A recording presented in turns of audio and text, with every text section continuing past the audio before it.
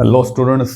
तो आज जो हम नाइट्रिक एसिड करने वाले हैं और नाइट्रिक एसिड की जो है यहाँ पे हम पूरा का पूरा चैप्टर जो है वो कवर अप कर लेंगे। तो सबसे पहले नाइट्रिक एसिड होता क्या है, तो वो आप फॉर्मूला देख ही सकते हो, HNO3 है। और इसका अगर हम केमिकल नेम देखेंगे तो क्या होगा, इसका केमिकल नेम होगा हाइड्रोजन नाइट्रेट, क्योंकि इसके अंदर क्या होता है, एक H पॉजिटिव आयन होता है प्लस क्या होता है NO3 नेगेटिव रेडिकल्स निकलते हैं जब इसको आप एक्वा सॉल्यूशन में डालते हैं। तो the substance which can give H positive ion in aqueous solution that is called acid। तो नाइट्रिक एसिड एक एसिडिक सब्सटेंस है क्योंकि ये H पॉजिटिव आयन रिलीज कर सकता है और क्या बना रहा है, साथ में नाइट्रेट्स बना रहा है। यानी कि नाइट्रिक एसिड जितनी भी रिएक्शंस करेगा उसमें आपको ये मेटल नाइट्रेट्स बना के देगा, मेटल नाइट्रेट्स।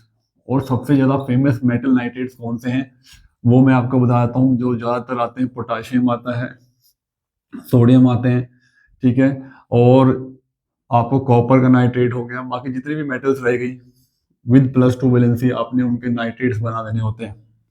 एग्जांपल के लिए जैसे पोटाशियम और नाइट्रेट का फॉर्मूला क्या होगा, +1 -1 KNO3, Na+1 NO3 -1 NaNO3। Copper nitrate का फॉर्मूला क्या बन जाएगा, आप वैलेंसी के हिसाब से बनाओगे तो CuNO3 का होल ट्वाइस। तो इस तरह से आपको मेटल नाइट्रेट्स मिल जाएंगे जब भी ये रिएक्शन करेगा नाइट्रिक एसिड किसी भी मेटल से।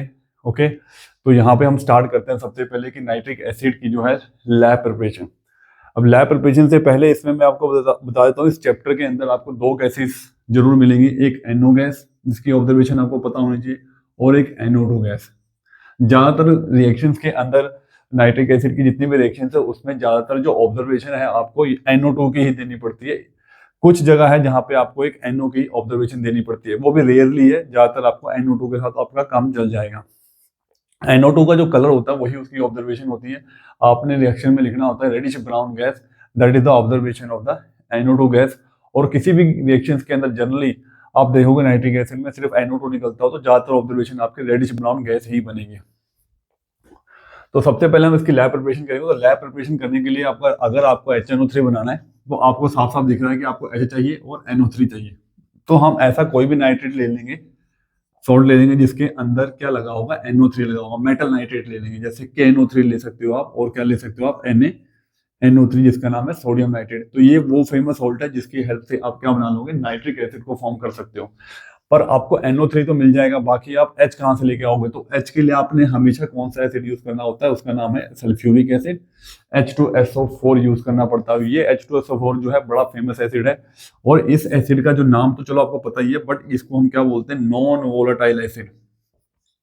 अगर आपको कभी भी प्रिपरेशन के हिसाब से अगर पूछा जाए कि why we are using sulphuric acid, तो इसका नेचर क्या होता है, नॉन वोलेटाइल, मतलब इसके वेपर्स नहीं बनते, आप इसको जितना मर्जी हीट करते रहो, इसलिए हम ये H2SO4 यूज करते हैं।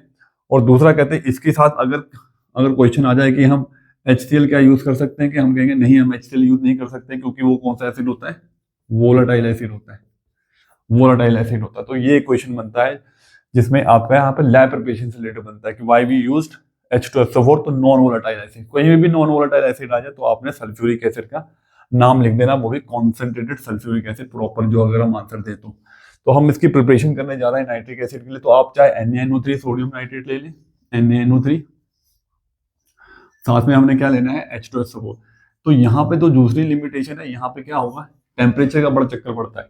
टेम्परेचर जो है अगर 200 से बिलो है, बिलो 200 डिग्री सेल्सियस है, तो आपका जो एसिड है H2SO4 है वो किस में टूटता है, वो H पॉजिटिव आयन और HSO4 नेगेटिव में टूटता है, यानी कि वो बाइसल्फेट आयन बनाता है।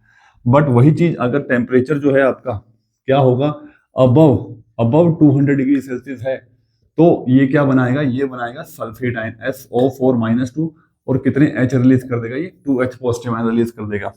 इससे मुझे ये बात भी आपको बता सकता हूँ कि जो H2SO4 होता है वो उसकी जो बेसिसिटी होती है वो कितनी होगी, वो होगी 2, क्योंकि ये 2H रिलीज कर सकता है। अगर मैं बोलूंगा HCl और HNO3 की बेसिसिटी कितनी है, तो वो होगी 1, because it can release only 1H positive ion. चलो ये तो अलग बात हो गई। तो ये हो गई कि अगर आपने टेम्परेचर बिलो 200 डिग्री सेल्सियस ही रख के प्रिपरेशन करनी है लैब की, लैब प्रिपरेशन जो है आप हमेशा बिलो 200 डिग्री सेल्सियस ही चलोगे। उसका रीजन क्या है, कि अबाउट 200 डिग्री सेल्सियस आपको क्या मिल रहे हैं, सल्फेट मिल रहे हैं। और सल्फेट अगर बन गया आपके पास, जैसे सोडियम का सल्फेट बन सकता है, पोटाशियम का सल्फेट बन सकता है, उसका फॉर्मूला क्या होगा, Na2SO4, K2SO4। क्यों? क्योंकि आप देख सकते हो सल्फेट की वैलेंसी कितनी है, -2 है, पोटाशियम और सोडियम की वैलेंसी कितनी है, 1 है। फॉर्मूला क्या बनेगा आपके सामने है, क्रॉस हो जाएगा 2Na2SO4 K2SO4। ये अगर बन गए तो ये क्या बनाते हैं, हार्ड क्रस्ट, एक हार्ड लेयर बना लेते हैं ग्लास वेयर्स के ऊपर, जिसको रिमूव करना बड़ा डिफिकल्ट है, वेरी डिफिकल्ट टू रिमूव। तो ये इसकी एक लिमिटेशन होगा जिसपे आप क्वेश्चन बना सकते हो कि why we are not allow the temperature to rise more than the 200 degree celsius because it form the hard crust during the reaction. तो एक तो ये हार्ड क्रस्ट हो जाएगा, तो हमें इसको रिमूव करने में क्या होगा, बड़ी डिफिकल्टी होगी, very difficult to remove, difficult to remove. Okay, बार बार हमें ग्लास वेयर्स को साफ करना पड़ेगा। दूसरा, तो आपको क्या करना पड़ेगा, अगर ये एक लेयर बन गई आपके ग्लास वेयर्स के अंदर, तो दूसरा हमारा जो फ्यूल है वो वेस्ट होगा, क्योंकि कुछ जो वेस्ट फ्यूल है वो आप इस क्रस्ट को भी आपको, वो क्रस्ट भी लेगा थोड़ा बहुत, जो क्रस्ट एक लेयर बन चुकी है, एक्स्ट्रा लेयर बन चुकी है, तो उसको हीट करने के लिए हमें और भी फ्यूल लगाना पड़ेगा, यानी कि यहाँ पे फ्यूल वेस्ट होगा। और वैसे भी आप टेम्परेचर 200 डिग्री सेल्सियस से ऊपर ले रहे हो, तो फ्यूल तो वेस्ट आपको वैसे भी हो रहा है। तो इसलिए हमें जो टेम्परेचर है क्या रखना है, बिलो 200 डिग्री सेल्सियस है, क्योंकि अबाउट 200 डिग्री सेल्सियस आपको क्या मिल रहा है, सल्फेट मिल रहा है, और सल्फेट निकालना बड़ा मुश्किल है, और उससे हमारा फ्यूल भी वेस्ट हो रहा है। ठीक है। और तीसरी चीज कहते हैं कि जो आपने इसमें जो ऑपरेटर है वो किस चीज का, किस मटेरियल का लेना है, तो वो लेना आपने ग्लास वेयर्स का। ठीक है, ग्लास वेयर का ही बना होना चाहिए, क्योंकि ये इनर्ट होते हैं। ठीक है, अगर आपने कोई मेटल कंटेनर ले लिया या कोई रबड़ का कंटेनर ले लिया आपने, कोई रबड़ कोर्क भी अगर उसमें लगी हुई, तो वो क्या कर जाएगी, नाइट्रिक एसिड से रिएक्ट कर जाएगी, क्योंकि नाइट्रिक एसिड क्या होता है, कोरोसिव इन नेचर होता है। तो ये खास चीजें आपने ध्यान रखनी है जब क्वेश्चन आपको आते हैं ड्यूरिंग द लैब प्रिपरेशन। अब हम करते हैं रिएक्शन इसकी बिलो 200 डिग्री सेल्सियस में। अभी आपको मैं करके दिखाता हूँ, अबाउट 200 डिग्री सेल्सियस में मैं आपको रिएक्शन करके दिखा देता हूँ। तो बिलो 200 डिग्री सेल्सियस, जैसे कि मैंने बोला, यहाँ पे आपको H पॉजिटिव और HSO4 नेगेटिव मिलता है। तो आप रिएक्शन में देखिए कि क्या प्रोडक्ट बनने वाले हैं आपको यहाँ पे। तो आप ये क्या करना है, ये Na जिसकी +1 वैलेंसी है, ये HSO4 से रिएक्ट कर जाएगा और क्या बन जाएगा, NHSO4, सोडियम बाइसल्फेट बन जाएगा। ठीक है, बाकी क्या रह गया आपके पास, H पॉजिटिव रह गया और NO3 की -1 वैलेंसी है, तो क्या बन जाएगा, ये HNO3।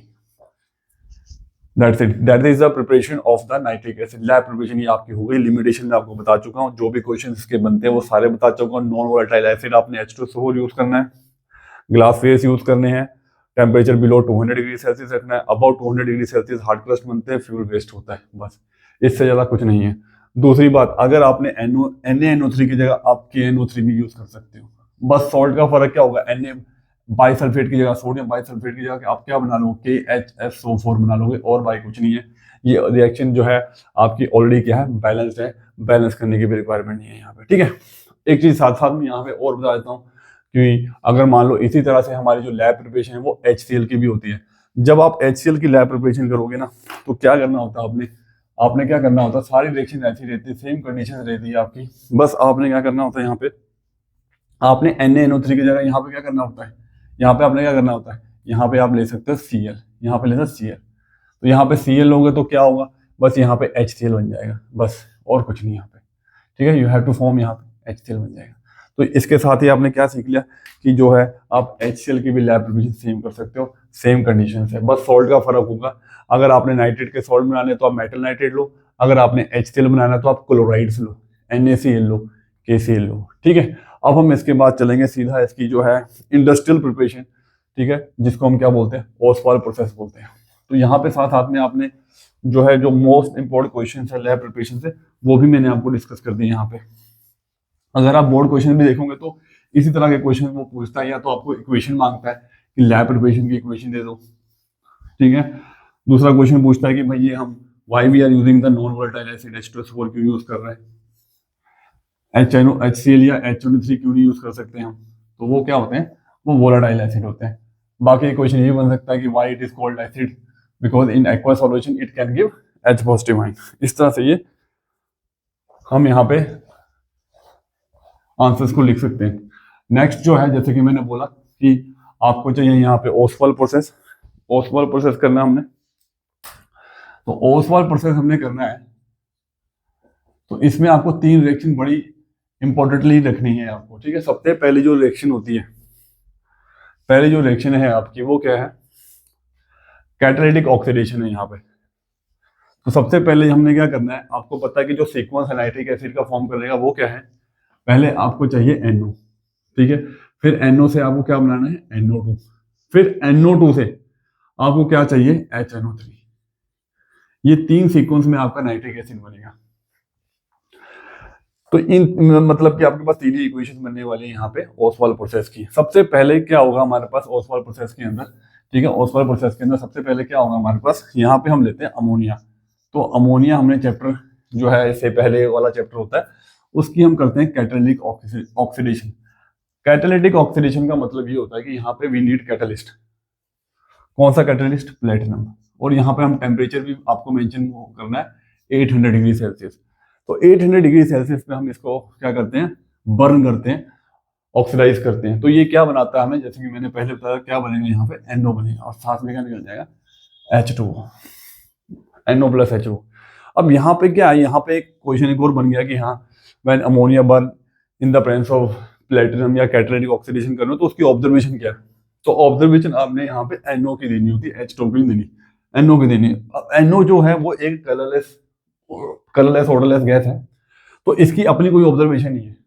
तो हम क्या करेंगे, हम बोलेंगे the colourless odourless gas which on oxidation, अगर मैं NO की ऑक्सीडेशन कर दूं तो ये क्या बनेगा, एक रेडिश ब्राउन गैस बनाएगा, वही NO होती है। इस तरह से हम इसकी कंफर्मेशन करते हैं।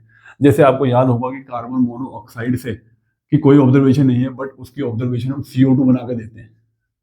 Colourless odourless gas which on oxidation gives a gas which turns lime water milky, that is the CO2 gas. Similarly NO क्या है, colourless odourless gas which on oxidation gives NO2 gas, तो which have a reddish brown colour, that is your NO2। तो यहाँ पे observation में आपने सिर्फ इसी तरह से ऑक्सीडेशन के बाद रेडिश ब्राउन गैस बना देना, that is the observation for this equation. और कोई ऑब्जर्वेशन इसकी है ही नहीं। एक इक्वेशन और बनती है यहाँ पर विदाउट कैटलिस्ट, विदाउट कैटलिस्ट भी बनती है, उसमें क्या बनता है, नाइट्रोजन गैस बन जाएगी बस यहाँ पे, और वो जब जलती है तो येलोइश ग्रीन फ्लेम बनाती है, that is the observation of that equation. वो आपको केमिकल प्रॉपर्टीज अमोनिया वाले चैप्टर में मिल जाएगा। अब इसकी बैलेंसिंग में आपको बता दूं तो ये 4 में बैलेंस होती है, ठीक है। तो इसको आप लगाओ 4 से 12, तो यहाँ पे 6 to the 12, 6 और 4 कितना हो जाएगा 10, इसके आगे लगेगा 5। तो ये आपका एक नंबर पूरा मिल जाएगा।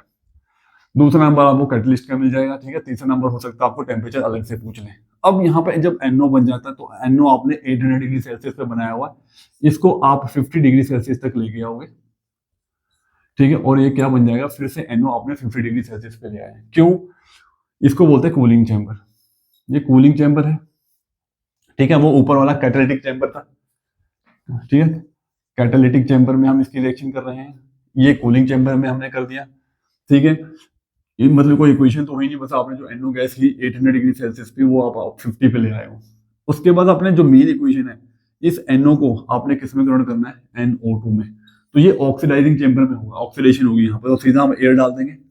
एयर हम ऑलरेडी पूरे इस ओसवाल प्रोसेस में चला होता है। NO प्लस O2 क्या बन जाता है, NO2। बैलेंस करो, 2 लगा दो, 2 लगा दो, ये बैलेंस हो गई, रेडिश ब्राउन गैस मिल गई आपकी। तो हमारा यहाँ तक पहुंच गया हम। अब कहते हैं कि 50 डिग्री सेल्सियस तक इसलिए लेके आए, क्योंकि जो NO2 आप बना रहे हो वो 50 डिग्री सेल्सियस पे आपको बनानी है। अगर आपने 800 डिग्री सेल्सियस पे बनाई तो ये डिकम्पोज हो जाता है, ब्रेक डाउन हो जाती है, आपको वापस NO मिल सकता है। तो इसलिए हम 50 डिग्री सेल्सियस तक रखते हैं। तीसरी जो चीज मेन होगी NO2 के बाद, यहाँ पे आता है हमारे पास एब्जॉर्प्शन टावर। तो NO2 में अब आपको पता है NO2 मिल चुका है, आपको क्या बनाना है, नाइट्रिक एसिड बनाना। तो आप देखो उसमें 3 ऑक्सीजन, अभी और ऑक्सीजन चाहिए तो आप और ऑक्सीजन ऐड करिए। साथ में अब हाइड्रोजन कहाँ से मिलेगा आपको, तो हाइड्रोजन मिल जाएगा आपको H2O से, ठीक है। आप यहाँ क्या डाल दो, H2O डाल दो। तो H2O plus NO2 plus H2O आपका क्या बनता है, नाइट्रिक एसिड। इसकी बैलेंसिंग भी 4 पे ही होती है, 4HNO3। तो 4 के आगे लग जाएगा 2, 4 नाइट्रोजन, तो इसके आगे भी क्या लग जाएगा, 4, ठीक है। बाकी आप देखो 4 बैलेंसिंग देखो, 2 ऑक्सीजन ये हो गई, 4 to the 8 ये हो गई 8, और 2 10 2 12, 4 3 12, ये तो ये इक्वेशंस आपकी हो गई। और ये आपका पूरा का पूरा क्या होगा, ओसवाल प्रोसेस हो गया। और इससे ज्यादा कोई क्वेश्चन नहीं आने वाला। इसमें आपके 3 स्टेप्स बनते हैं, जिसमें मेन स्टेप आपका कैटालिटिक ऑक्सीडेशन ऑफ अमोनिया है, ठीक है। उसके बाद यहाँ पे हमारा ये हो गया ऑक्सीडेशन मेन, और उसके बाद क्या हो गया एब्जॉर्प्शन टावर की जो हमारी रिएक्शन हुई। यहाँ पे आपने था ना, यहाँ पे बीच में प्लस आ जाएगा, ठीक है। मेरे पास जगह कम थी तो मैंने यहाँ पे इस तरह से इसको एडजस्ट कर दिया है, ठीक है। इस तरह से मैं दोबारा से लिख देता हूँ इसको, NO2 यहाँ पे क्या हो गया, प्लस 4NO2 प्लस क्या बन जाएगा यहाँ पे O2 बन जाएगा। ठीक है, इस तरह से इसकी रिएक्शन हो जाएगी। अब यहाँ पे हमने इसको लिख तो दिया है 4HNO3। ये HNO3 का अगर आप डिकम्पोज करोगे तो दोबारा से आपको कौन सी गैस मिल जाएगी, दोबारा से आपको कौन सी गैस मिलेगी यहाँ पे, वो मिल जाएगी आपको NO2 गैस मिल जाती होती है। और NO2 जो है, जो NO2 है आपका, ठीक है, जो NO2 है आपका, वो आपको मैंने पहले बता दिया कि NO2 की जो ऑब्जर्वेशन है वो क्या है, NO2 की ऑब्जर्वेशन वो है रेडिश ब्राउन गैस। तो नाइट्रिक एसिड को अगर आप हीट करो तो रेडिश ब्राउन गैस निकलती है। ये भी इसमें क्वेश्चन आ सकता है कि हीट करने पे क्या बनाता है, रेडिश ब्राउन गैस, ये इसकी ऑब्जर्वेशन है। जब आप नाइट्रिक एसिड बना चुके हो, यहाँ पे आप देख सकते हो, जैसे आपने लैब प्रिपरेशन में भी नाइट्रिक एसिड बनाया था 200 डिग्री सेल्सियस पे, तो वहां पे क्वेश्चन पूछता था कि लैब में आपने नाइट्रिक एसिड बनाया वो येलो क्यों दिखता है, व्हाइट है येलो कलर। तो उसमें क्या होता है कि आप इतने टेम्परेचर पे बनाते हो, 200 डिग्री सेल्सियस पे बनाते हो, तो उसमें से कुछ एसिड जो है वो डिकम्पोज हो जाता है, और डिकम्पोज होने के बाद आपको क्या दे रहा है, जैसे कि उसके अंदर NO2 बन जाती है, और NO2 का कलर क्या है यहाँ पे, रेडिश ब्राउन है। जो लिक्विड को क्या कर देता है, येलो कर देता है, इसलिए वो ब्राउन दिखता है, येलो दिखता है हमको। तो ये हमारा प्रिपरेशन हो गया। अब नेक्स्ट हम चले जाएंगे इसकी केमिकल प्रॉपर्टीज के अंदर। ठीक है, अब केमिकल प्रॉपर्टीज में अगर आप देखो तो सबसे पहले तो HNO3 का जो क्वेश्चन आता है कि चलो ये एसिड तो है, उसका मैंने आपको बता दिया why it is acid, because it can release H positive ion in aqueous solution. या फिर आप क्या लिख सकते हो कि ये हाइड्रोनियम आयन रिलीज करता है, H3O पॉजिटिव भी लिख सकते हो, बड़ी सिंपल सी बात है। बाकी इसकी बेसिसिटी कितनी है जी, कितने H रिलीज कर सकता है, 1 H रिलीज कर सकता है, तो इसलिए हम इसको बोल सकते हैं कि भाई ये मोनोबेसिक एसिड है।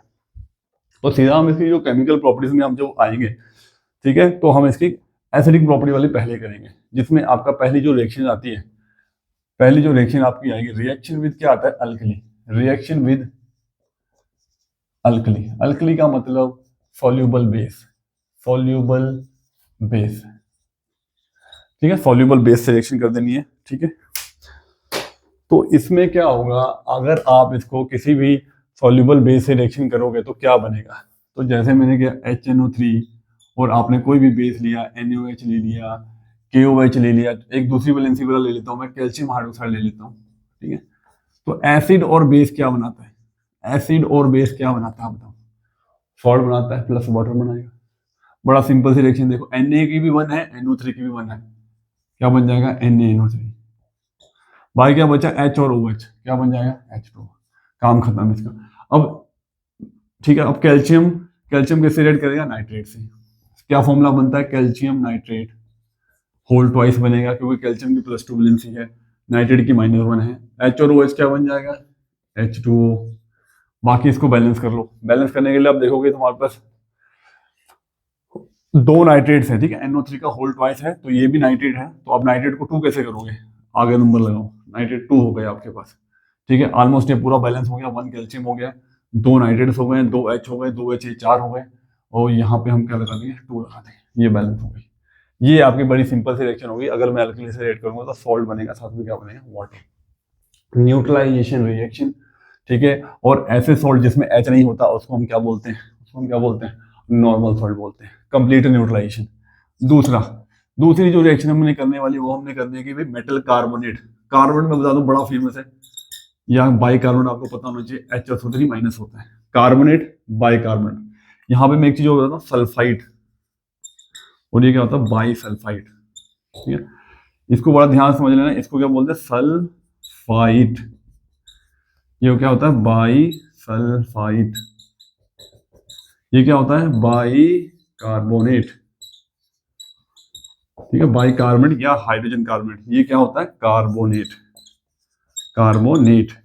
और तीसरी जो चीज मैंने यहाँ पे आपको बतानी है वो क्या है, सल्फर -2, सल्फाइड। अब इसमें भी बाइसल्फाइड होता है, पर वो आपको क्या करना है, वो HS- हो जाएगा, मेन आपको सल्फाइड रखना है। तो बाइकार्बोनेट हो, कार्बोनेट हो, ठीक है, या सल्फाइड, बाइसल्फाइड हो या सल्फाइड, इन सबको अगर मुझे आइडेंटिफाई करना हो तो सब में एसिड डालना पड़ता है। एसिड यहाँ पे हम कौन सा डाल रहे हैं, HNO3 डाल रहे हैं। तो जब भी कार्बोनेट और बाइकार्बोनेट में अगर आप एसिड डालोगे, ये डिकम्पोज हो जाएगा। डिकम्पोज होने के बाद आपको क्या देगा, CO2 + H2। अगर यही सल्फाइड और बाइसल्फाइड में अगर आप एसिड डालोगे तो ये हमको क्या देगा, SO2 + H2। ये 2 चीजें देगा। ठीक है, नाइट्रेट्स तो बनेंगे बनेंगे, मेटल नाइट्रेट तो बनेगा बनेगा। सल्फाइड में अगर हम एसिड डालेंगे तो कौन सी गैस बनती है इसमें, H2S। तो मेन जो है गैस की मैं बात करना चाहता हूँ यहाँ पे। या ऐसा भी क्वेश्चन आता है कि भाई एसिड जो है react with the substance which gives a gas which turns lime water milky and does not change the color of acidified potassium dichromate solution from orange to green। तो वो कौन सी गैस होती है, CO2 गैस होती है। तो उसके हिसाब से अनायन कौन सा प्रेजेंट होता है, कार्बोनेट या बाइकार्बोनेट। यहीं पे दोबारा क्वेश्चन आता है कि the substance acid react with the substance या salt which gives a gas which turns lime water milky again but also change the color of acidified potassium dichromate solution from orange to green। तो वो कौन सा anion होगा, वो होगा bisulphide या sulphide. यानी कि मैं कह रहा हूं अगर CO2 गैस निकलेगी तो आप अनाइन ये दोनों लिख दोगे, SO2 गैस निकलेगी तो आप कौन से अनाइन लिखोगे, सल्फाइड या बाइसल्फाइड लिख दोगे। यहीं पे अगर मैं सल्फाइड की बात करूं तो यहाँ पे कौन सी गैस निकल रही है, रोटन एल्कलाइक स्मेल। आप यहाँ पे ऑब्जर्वेशन लिखोगे, तो जब भी आप ऑब्जर्वेशन लिखोगे अनाइन कौन सा लिखोगे, सल्फर -2। तो CO2 का अगर ऑब्जर्वेशन आ रहा है, SO2 का आ रहा है और H2S का ऑब्जर्वेशन आपको याद है तो उसके हिसाब से जो रेडिकल्स बन रहे हैं वो मैंने आपको लिख दिए हैं।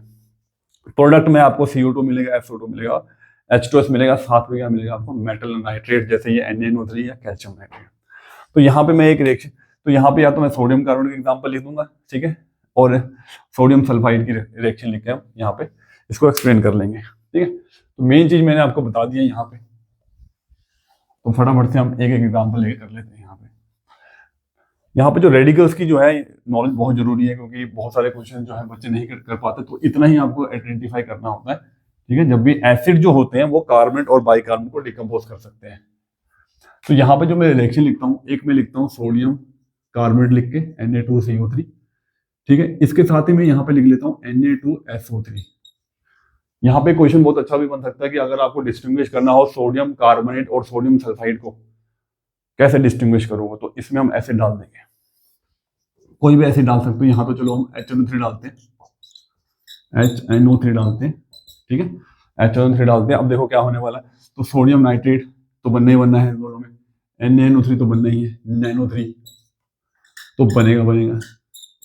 साथ में मैंने आपको क्या बोला कि जब CO3 है, जब कार्बोनेट है, तो कौन सी गैस निकलेगी, CO2 + H2। तो आप यहाँ बना दोगे CO2 + H2। अब अगर सल्फाइड है, SO3 है, तो कौन सी गैस निकलेगी, SO2 + H2। तो ये डिफरेंस है बस। ऑब्जर्वेशन मैंने बता दिया, दोनों गैस लाइम वाटर को मिलकर करती है, बट एक गैस जो है जो एसिडिफाइड पोटेशियम डाइक्रोमेट सॉल्यूशन को ऑरेंज से ग्रीन कर दे वो SO2 होती है, जो नहीं कर सकती वो CO2 होती है। ऐसे ऑब्जर्वेशन होती है। बाकी इसको बैलेंस करोगे तो दो सोडियम आपको दोनों तरफ दिख रहे हैं, तो इसके आगे भी 2 लग जाएगा, इसके आगे भी 2 लग जाएगा, ठीक है। उसके बाद अगर आप देखोगे तो यहाँ पे हमारे पास नाइट्रोजन हाइड्रोजन कितने 2 हैं, इसके आगे भी 2 लग जाएगा, और ये बैलेंस हो चुकी है, ये बैलेंस हो चुकी है। दूसरी एग्जांपल मैं बाइकार्बोनेट के साथ लेता हूँ, ठीक है। बाइकार्बोनेट के साथ जैसे NaHCO3 लिया मैंने, एक लिया मैंने NaHSO3 लिया, प्लस क्या हो जाएगा, यहाँ पे हमने डाल दिया HNO3। क्या ले दिया मैंने, HNO3। इसके साथ में आपको एक चीज और बताता हूँ, अगर आप HNO3 की जगह HCl ले लोगे ना तो यहाँ पे NaCl बन जाएगा, बस बाकी सब कुछ सही रहेगा। अगर आप यहाँ पे सल्फ्यूरिक एसिड ले लोगे तो यहाँ पे क्या बन जाएगा, सल्फेट्स बन जाएगा, Na2SO4 बन जाएगा, बाकी सब कुछ सही रहेगा। तीनों एसिड ऐसे ही काम करते हैं। देखो यहाँ पे भी क्या होगा आपका Na, ठीक है, NO3 ही बनने वाला है, ठीक है। अब यहाँ पे क्या होगा, हमारे पास जो बाइकार्बोनेट है HCl3 है, और ये जो H बचा है ये सब आपस में रेड करके, वैसे तो आप क्या बनाना चाहोगे, H2CO3 बनाओगे, यहाँ भी यही बनना चाहिए था आपको। H और जो CO3 है उसका फॉर्मूला अगर बनाओगे H2CO3 बनता है, पर ये डिकम्पोज होके आपको क्या देगा, CO2 + H2। यहाँ भी क्या बनेगा, CO2 + H2। सेम रिएक्शन होनी है, सेम प्रोडक्ट होना है, कोई कुछ अलग नहीं आना। यहाँ पे बस क्या आ जाएगा, SO2, यहाँ पर जाएगा SO2। उसके बाद आपकी ऑब्जर्वेशन काम करने वाली जो करेगी। बैलेंस ये है ऑलरेडी, ठीक है, बैलेंस है ये। लास्ट रह गया सल्फाइड वाला, तो सल्फाइड के लिए जो है जिंक सल्फाइड ले रहा हूँ, ये डाला मैंने HNO3, ठीक है। तो यहाँ पे क्या होगा, जिंक नाइट्रेट तो बनेगा बनेगा। अब जिंक नाइट्रेट का फॉर्मूला देखिए क्या आ जाएगा, होल्ट वाइज, सोडियम पोटाशियम, इसकी +1 वैलेंसी होती है, ठीक है। ज्यादा से ज्यादा आपको कोई मेटल आएगा तो सिल्वर आ जाएगी, उसकी भी 1 वैलेंसी होती है।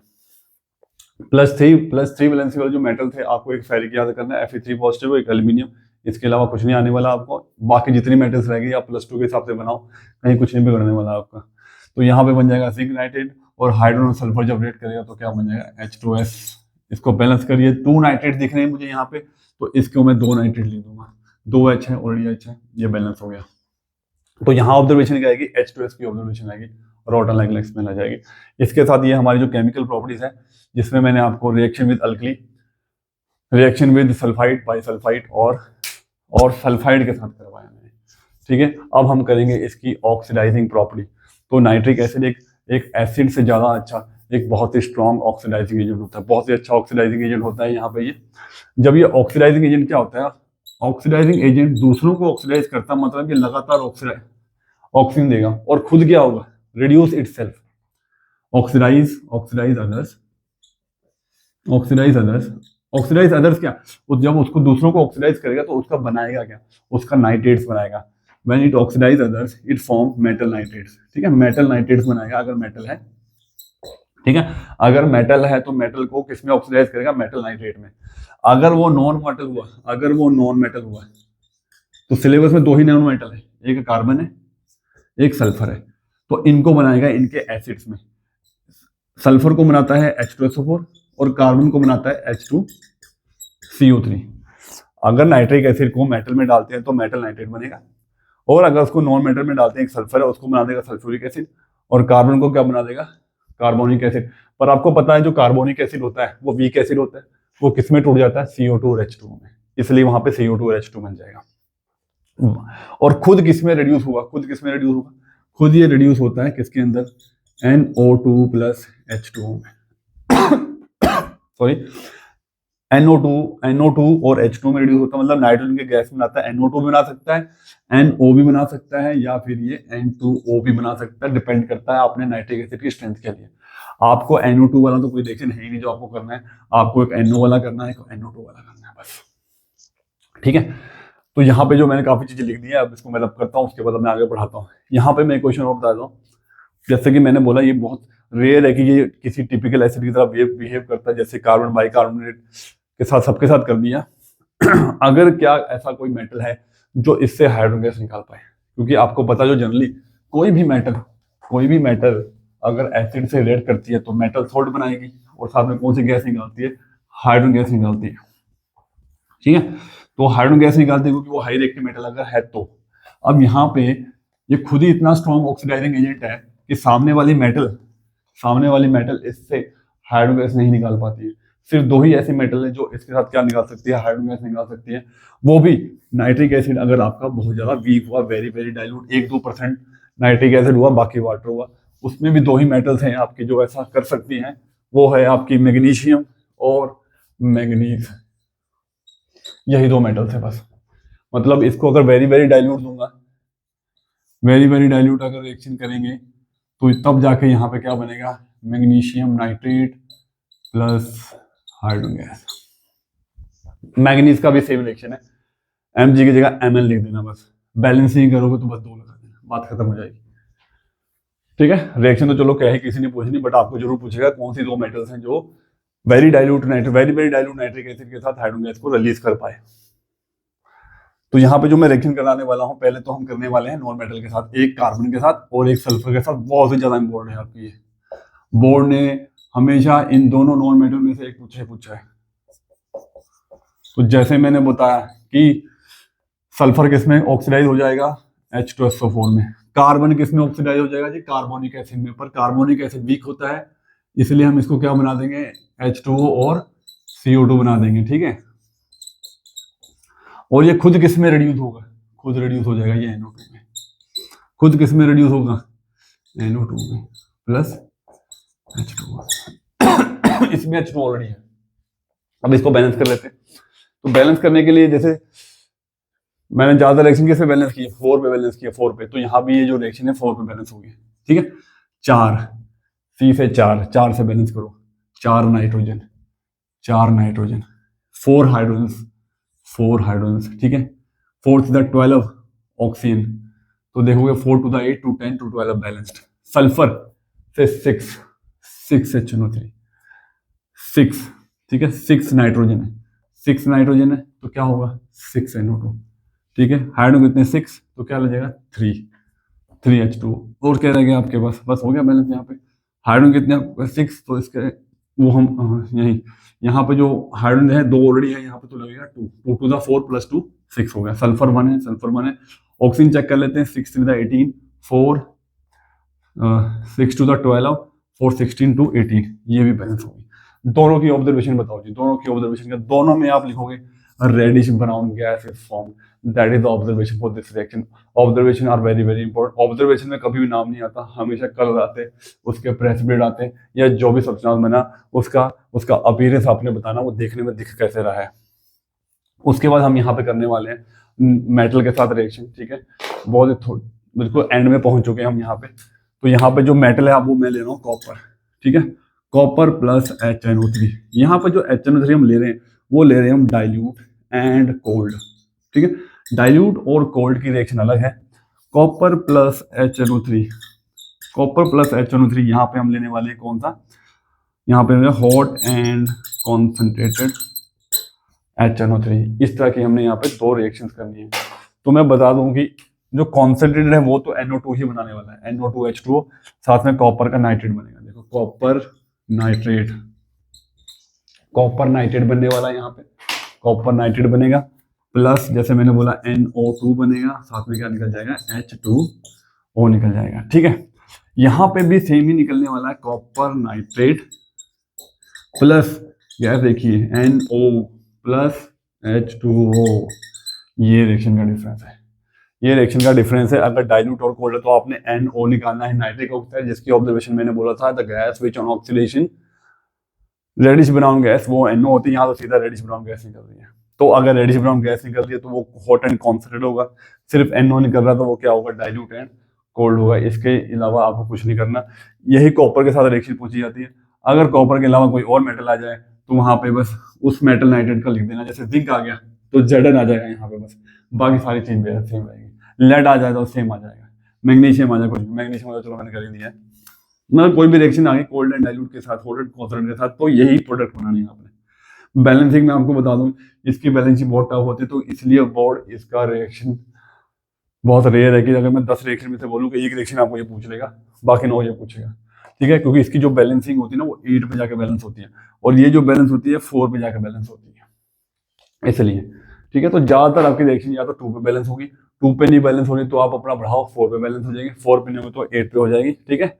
बहुत रेयर जो मतलब 6 पे भी बैलेंस हो रही होंगे। तो ये मुझे लगता है कि पूरे है ही नहीं जो 6 पे बैलेंस होती है, एक यही रिएक्शन है। तो 8H है, 8H को क्या करोगे, 4 लगा दोगे। 8N है तो 8NO लगा दोगे, नहीं 8NO नहीं लगाओगे। क्यों नहीं 8NO लगाओगे, ठीक है। यहाँ पे 8NO क्यों नहीं लगा रहे, क्योंकि यहाँ पे हमारे पास कितने 8NO तो है, पर 2 NO यहाँ भी है हमारे पास, ठीक है। तो यहाँ पे अगर हम बैलेंस करने जाएंगे थोड़ा टाइम देख सकते हैं, ठीक है। तो यहाँ पे हमारे पास हो गए। उसके बाद देखो, पहले मैं नीचे वाले बैलेंस कर लेता हूँ, ये जल्दी हो जाएगी, क्योंकि यहाँ पे NO3 का होल ट्वाइस है, 4 है, तो इसको आप 2 लगा दो, ठीक है। हाइड्रोजन कितने 4 है, तो इसके क्या कर 2, ठीक है। ये तो बैलेंस हो चुके हैं, मुझे लगता है 1 कॉपर है, 4 H है, 4 N है, 2 ये हो गए, 2 ये हो गए, 4 to the 12 है, 3 to the 6, 4 10 to 12, ये तो बैलेंस हो गई, ठीक है। इसको अगर हम देखने जाएंगे तो ये ऐसे नहीं बैलेंस होगी, ठीक है। ये कम से कम, जैसे कि मैंने बोला ये 8 है, तो इसको मैं लगाता हूँ यहाँ पे 3, ठीक है। यहाँ लगेगी ये भी 3, ठीक है। उसके बाद अगर देखोगे तो यहाँ पे हमारे पास कितने नाइट्रोजन हो गए हैं, ये हो गए हमारे पास 3 कॉपर हो गया, नाइट्रोजन कितने हैं 2, 2 3 to the 6, यहाँ पे कितने हैं हमारे पास 8, तो 6 ये हो गए हैं और 2 यहाँ हो जाएंगे, ठीक है। ये हो गया। उसके बाद हाइड्रोजन कितने, ये अब बैलेंस हो चुकी है अब आपकी, ठीक है। Now it is balanced.